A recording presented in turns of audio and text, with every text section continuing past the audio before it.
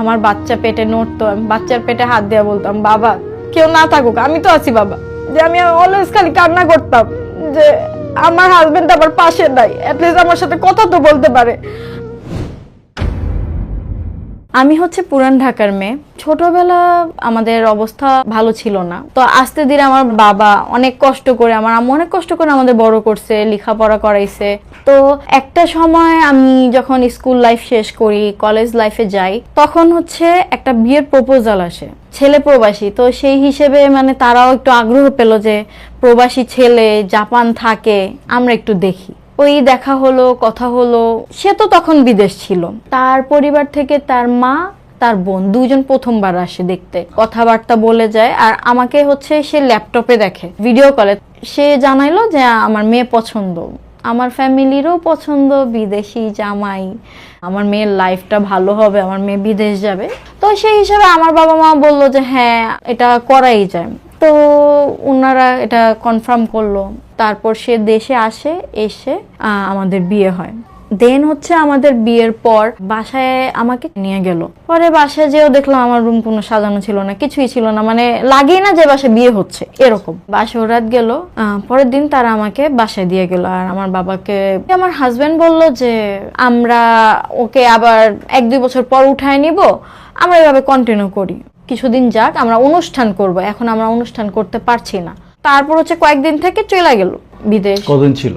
17-18 দিনের মতো। তারপর প্রায় 1 বছর পর তারপর আমি জাপান গেলাম, আমাকে জাপান নিয়ে গেল। তো আমি জাপান যখন গেলাম, তো আমি জব জয়েন করলাম। তো দুজন মিলে আমরা সংসার চালাতাম, সেভিংস আহামরি হইতো না। তারপর আমরা 2 বছর দুজন অনেক কঠোর পরিশ্রম করছি। আমার ইচ্ছা ছিল যে আমার যেহেতু রিসেপশন হয়নি, আমার ফাংশন হয়নি, তো আমার ইচ্ছা ছিল যে আমি আমার অনুষ্ঠান করব। তো আমরা সেটার জন্য সেভিংস করতে লাগলাম, সেও সেভিংস করলো। দুইজন মিলে 2 বছর পর দেশে আসলাম। দেশে এসে হচ্ছে আমরা আমাদের রিসেপশনটা করলাম। তো তারপর হচ্ছে আমাকে রেখে চলে গেল যে আমাদের তো আহামরি অত হচ্ছে না সেভিংস, তুমি যদি দেশে থাকো তাহলে আমাদের কস্টিংটা কমবে, আমি ব্যাচেলরদের সাথে থাকতে পারবো, আমাদের যে মান্থলি যে 1-1.5 লাখের মতো চলে যাচ্ছে সেটা আর হবে না। আমিও ভাবলাম ওকে ফাইন। তো আমি তখন টুকটাক ভিডিও বানাতাম, আমি তখন কন্টেন্ট ক্রিয়েটর হিসেবে খুব ভালো, আমার অনেক ভিডিও ভাইরাল হইতো, তো অনেক প্রমোশনাল কাজও পাইতাম। তো আমি ভাবলাম ওকে আমি করি, আমি দেশে থেকে আমি ইনকাম করতে পারতেছি, আর সে বিদেশে থাকলে আমাদেরও কিছুটা সেভিংস হবে, ইন ফিউচার আমাদের হয়তো আমরা কোনো বাড়ি করব, কিছু করব। ওকে আমি বললাম ওকে সমস্যা নাই। আমি জাপান যাইনি, আমাকে রেখে চলে গেল। ওর একটা প্রবলেম কি ছিল জানেন, মানে আমার সাথে যদি ঝগড়া লাগতো, কথায় কথায় আমাকে ব্লক দিয়ে উধাও হয়ে যেত, আমার সাথে কোনো কন্ট্যাক্ট রাখতো না, কিছুই করতো না। আর এমন আমি পাগল ছিলাম, আমার মানে আমি কান্না করতাম যে আমার সাথে কথা বলে না, মাসের পর মাস কথা বলতো না। আমাদের এরকম হয়তো যে আমি তো আমার বাবার আন্ডারে থাকতাম, তো আমাদের সিম্পলও কোনো ঝগড়া হলে না, সেগুলো এরকম ভাড়ায় আমার বাবার কাছে কান্নাকাটি করে বলতো। আমার বাবা আমাকে খুব প্রেশার দিত, এমনও গেছে যে একসময় আমার বাবা আমারে মারছে, কেন জামাইয়ের সাথে তুমি এমন করছো। আমি বলি এটা তো খুব নর্মাল, স্বামী স্ত্রীর মধ্যে তো ঝগড়া হইতেই পারে, সবকিছু বাবারে বলতে হবে এরকম করে। তো আমি না মানে আমার কাছে খুব খারাপ লাগতো। আমি যখন আবার চলে যেতাম বলতাম আচ্ছা তুমি যে আমার সাথে এমন করো, তুমি কি জানো আমার বাবা আমার কিভাবে মারে? কারণ তুমি মান্থলি তো আমার বাবারে টাকা পাঠাইতেছো, সে তো তোমার কথাই শুনবে, সে তো আমার দিকটাও দেখে না। আমি একটু রাগ করলে তুমি আমার বাবাকে বিচার দাও, আমার বাবা তো আমাকে বেধড়ক মারে। তখন বলতো যে কি করব, আমি তো এসব সর্ট আউট করতে পারি না। বলি তুমি কেন সর্ট আউট করতে পারবে না, তুমি হাজবেন্ড হইছো কিসের জন্য? সবকিছু যদি বাবারে বলো তো এরকম যাইতো। তারপর ওইগুলো আমি অত মানে গায়ে নিতাম না, আচ্ছা যাক বাবারে বলতেছে বলুক, যা বেটা এরকম হলে হোক, সমস্যা নেই আমার। তো করোনা যখন একটু কমলো তখন সে দেশে আসলো, সে 2021-এর দিকে আসলো। তো তখন হচ্ছে সে আসলো কিছুদিনের জন্য, তখন আবার হচ্ছে লকডাউন, আটকা পড়ে গেল। তো ওই আটকা পড়ে যাওয়ার মাঝে হচ্ছে আমার প্রথম সন্তান আমার গর্ভে আসলো। আমার হাজবেন্ড অনেক খুশি ছিল। তারপর আমার স্বামী চলে যায়, এই যে রয়ে গেলাম। তো আমার স্বামীর সাথে কিন্তু আমার সম্পর্ক এই যে এই পর্যন্ত ভালো ছিল, কিন্তু এর মাঝে আমি বারবার বলতাম যে আমার এই শেষ সময়টা মানে আস্তে আস্তে তো টাইম আসতেছে, তুমি তো পাশে নাই। তো এটা নিয়েই ঝগড়াঝাটি কইরা একবার আমাকে ব্লক করে দিল। একটা মেয়ে চাই কি তার ডেলিভারি টাইমটাতে, তার প্রেগনেন্সি টাইমটাতে তার হাজবেন্ড তাকে সাপোর্ট করুক, তার হাজবেন্ড তাকে তার মাথায় আর একটু হাত বুলায় দেখ। ওই সময় আমি এরকম হয়েছে বাথরুমে শাওয়ার ছেড়ে ছেড়ে কান্না করতাম, যেন কেউ কান্না শুনতে না পারে। আমার বাচ্চা পেটে নড়তো, আমি বাচ্চার পেটে হাত দিয়ে বলতাম, বাবা কেউ না থাকুক আমি তো আছি, বাবা তোমার বাবা তোমার খোঁজ খবর না নেক, আমার সাথে কথা না বলুক, আমি তো আছি।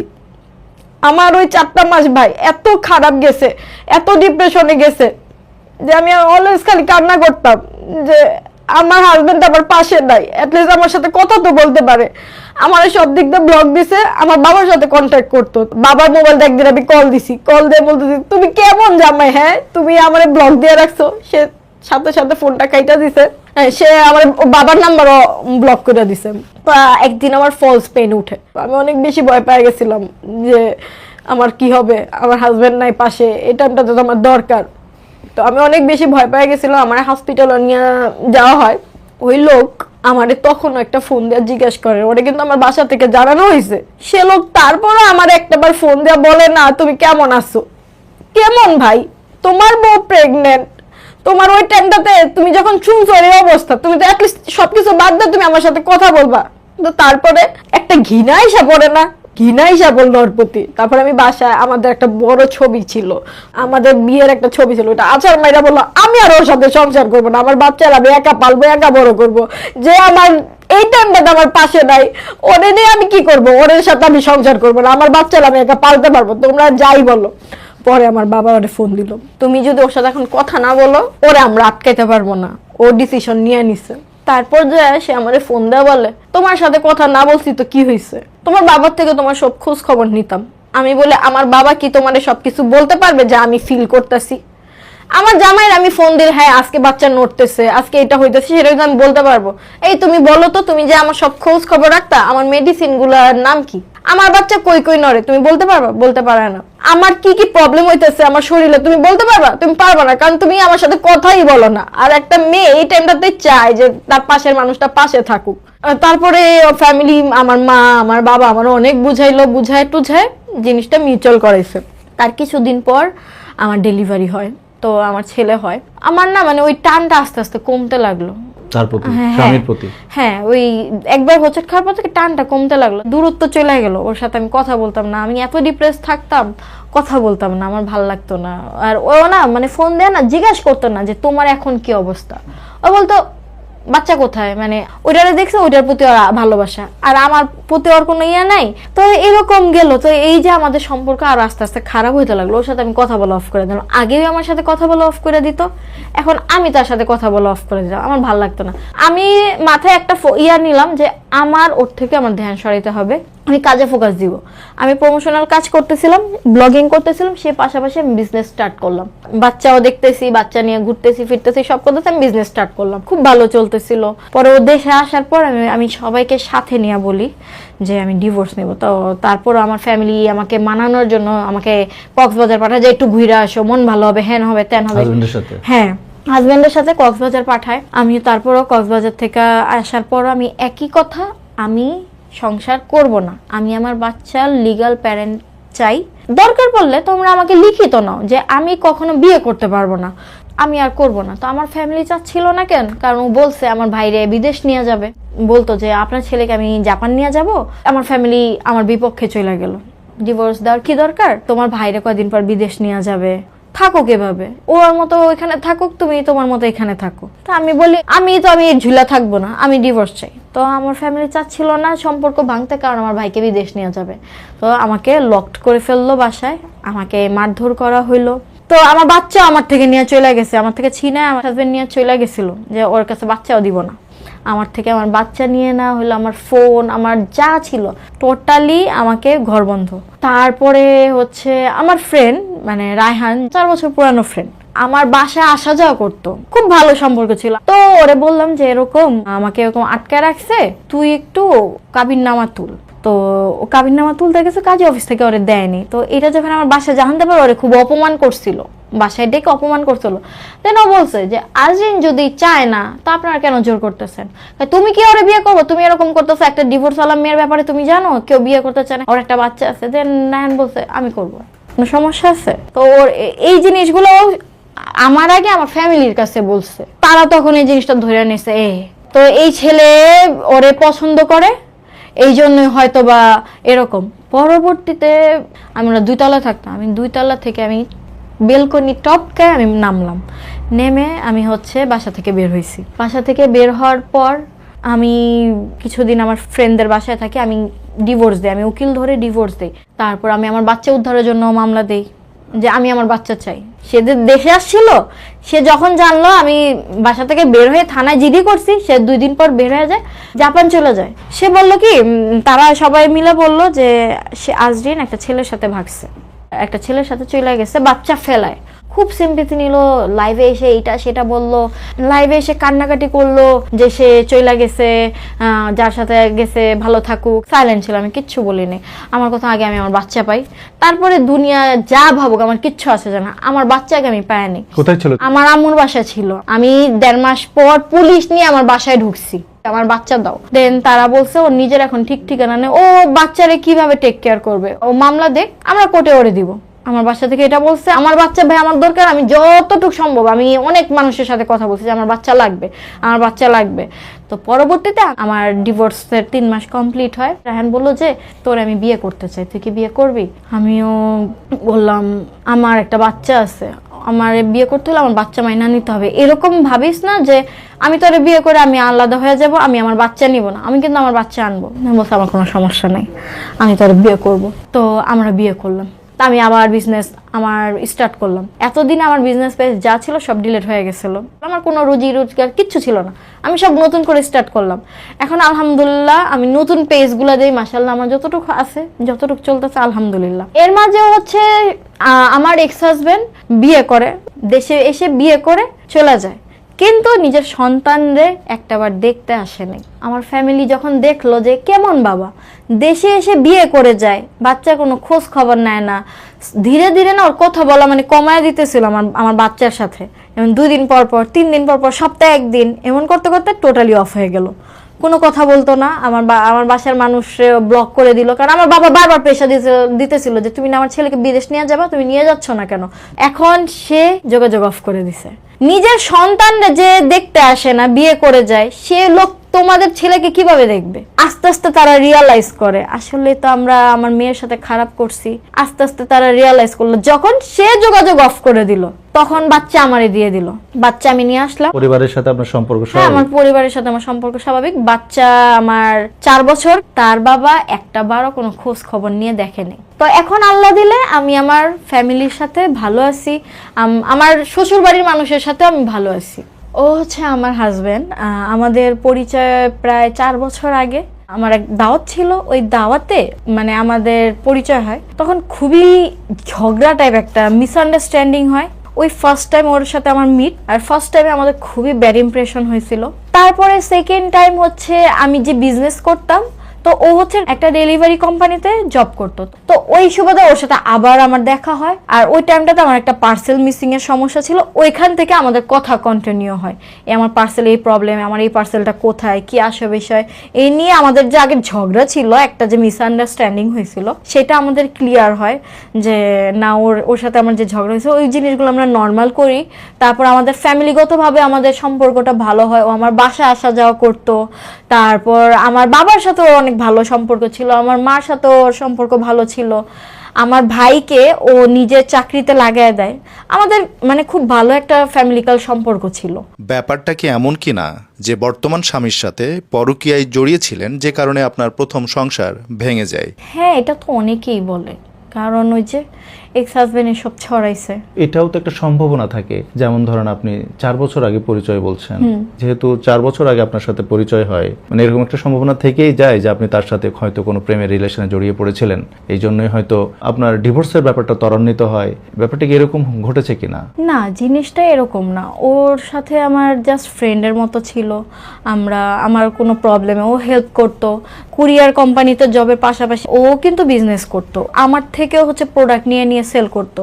সেই সুবাদে আমাদের কথা হতো। বিয়ে হয়েছে কবে আপনাদের? আমাদের বিয়ে হয়েছে গত বছর মেতে। আমার নাম হচ্ছে ইউসুফ রায়হান, আমি এখন বিজনেস করতেছি নিজে। তো আপনাকে তো মনে হয় অনেক সময় এরকম কথা শুনতে হয়েছে যে আপনার কারণে তার প্রথম হাজবেন্ডের সাথে ডিভোর্স হয়েছে। অনেকেই বলে, বাট আসলে এটা সত্যি না। আপনি যখন বিয়ে করেন, দ্বিতীয় বিয়ে, তখন তো আপনার পরিবার আপনার বিয়ের সাথে ছিল না। আপনার পরিবার কি জানতো যে আপনি তাকে বিয়ে করছেন নাকি? জানতো।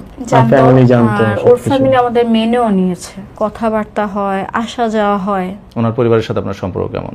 আলহামদুলিল্লাহ ভালো। এখন পর্যন্ত আমরা খুব কম শুনি, হয়তো 100টাতে একটা শুনি, আমরা বলছি না যে আপনার বাবা মা ঠিক ছিল, কিন্তু 100টাতে একটা শুনি যে পরিবার মেয়ের বিরুদ্ধে চলে গেছে, স্বামীর পক্ষে গেছে। তো স্বাভাবিকভাবে আমাদের কিন্তু মনে আসতে পারে যে আজরিন হয়তো ভুল এটা ছিল। তো আমি অনেক শুনছি, এটা শুরুতে সবাই বলতো তোমার ফ্যামিলি তোমাকে সাপোর্ট করে না, তাহলে তোমারই ভুল। স্বামীর সাথে আপনার প্রবলেম চলতেছে এবং সেখানে আপনার পরিবার আপনার স্বামীকে সাপোর্ট করতেছে, আপনাকে একদমই সাপোর্ট করছেন এবং বিরুদ্ধে চলে গেছে। তো এটা তো অনেক বড় একটা ব্যাপার, একটা মাইনাস পয়েন্ট আমার জন্য। তো ধীরে ধীরে যখন তারা আবার আমাকে নিজেরাই ডাকলো, আমাকে ডেকে সবকিছু মিউচুয়াল করলো, এখন মানুষ বুঝে, এখন অনেকেই বুঝে যে আমার ফ্যামিলিও ম্যানিপুলেট হয়েছিল। আর আসলেই তারা ম্যানিপুলেট হয়েছিল, তারা এত কিছু প্যাচগোছ বুঝতো না। কেমন যাচ্ছে আপনাদের দাম্পত্য জীবন? আলহামদুলিল্লাহ খুব ভালো যাচ্ছে আমাদের। আপনার দ্বিতীয় হাজবেন্ড কি আপনার বাচ্চার ব্যাপারে কতটা সচেতন? আলহামদুলিল্লাহ যতটুকু আমি আশা করিনি ওর চেয়ে বেশি। আপনি তো অবিবাহিত ছিলেন। জি, ওকে আমার আগে থেকে ফ্রেন্ড ছিল, ওর মেন্টালি ডাউন খুব সেম ছিল। আমরা এক জিনিস চিন্তা করতাম, আর ওর একটা ব্লেম, ওর ফ্যামিলি থেকে আমার উপর একটা ব্লেম দেয় যে আমি ওকে অনেক কিছু করছি বা অনেক কিছু বলছি। তো এই ক্ষেত্রে চিন্তা করলাম যে আমার উপরে যেহেতু ব্লেম আছে, সেটা আমি ওকে বিয়ে করবো, এটা যা হয় হবে। ফার্স্টে একটু প্রবলেম ছিল যে তুমি কি করতেছো, ফার্স্ট তুমি সিঙ্গেল একটা ছেলে, তুমি একটা ডিভোর্স মেয়েকে বিয়ে করতেছো। পরবর্তী আমি আমার ফ্যামিলিকে ম্যানেজ করে ওনারা বলে যে ঠিক আছে তোমার লাইফ তুমি যেভাবে চাও করতে পারো, তুমি যদি হ্যাপি থাকো সমস্যা নেই, আমাদের কোনো প্রবলেম নেই। বাচ্চা আমি আমার নিজের সন্তানের মতো করে মানুষ করে দেবো, এটা খুব সবসময় আমার চোখে রাখতি। এটা হচ্ছে আমার বিজনেস পেজ, এটা আমি আর রায়হান দুইজন মিলে করতেছি। এটাতে হচ্ছে আমরা মিরর সেল করি, তারপর হচ্ছে আরো হোম ডেকোর আইটেম, ঝাড়বাতি, অনেক কিছু সেল করি আমরা। এই যে এইটা হচ্ছে আমার ছেলে আজান, আর ওকে নিয়ে আমরা দুজন এখন থাকি। আর এত গরম আর এত দূরে, এই জন্য হচ্ছে ওরা আম্মুর কাছে রেখে আসছি। এই তুমি আমাকে একটু চুমা দাও তো বাবা, চুমা দিয়ে দাও। এখানে একটা চুমা দিয়ে দাও, তাড়াতাড়ি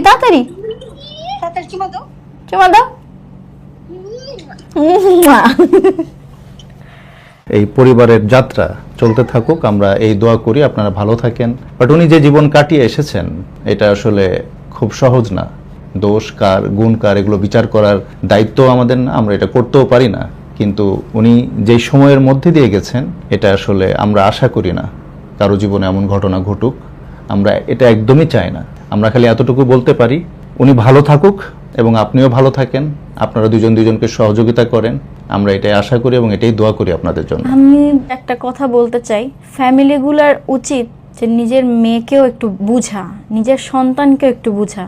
সন্তান তো নিজের ফ্যামিলির কাছেই বিচার দিবে, নিজের ফ্যামিলির কাছেই সলিউশন চাবে। সন্তানকে একটা জায়গায় বিয়ে দিচ্ছেন, সন্তান হ্যাপি না, সে জিনিসটা ভালো করে দেখে শুনে বিয়ে দেন। বিয়ের পরও সমস্যা হয়, ওগুলো সর্ট আউটও করা যায়, কিন্তু সব কিছু তো আর করা যায় না। তো নিজের সন্তানকে একটু দেখেন, যে সব সময় যে সন্তান খারাপ এরকম না। আমাদের সমাজে অনেক ফ্যামিলি আছে যে দেখতেছে যে ছেলে পক্ষের দোষ, কিন্তু তারা ওই জিনিসটা মানতে চায় না, বুঝে যে মেনে নিতে এরকম হয় যে অনেক মেয়ে সুইসাইড করে ফেলে। অবশ্যই যে কোনো প্রবলেমকে আমলে নেওয়া উচিত। যখনই আমরা শুনবো যে কোনো প্রবলেম হচ্ছে, প্রত্যেকটা পরিবারের প্রত্যেকটা গুরুজনের দায়িত্ব ব্যাপারগুলো ঠিক মতো শুনে বসে একটা সিদ্ধান্তে আসা, সবার জীবন যেন সেখানে ভালো থাকে এবং সুন্দর সুরাহা হয়। আজ এই পর্যন্তই। আপনাদের জন্য অনেক দোয়া এবং শুভকামনা। ভালো থাকবেন। আসসালামু আলাইকুম।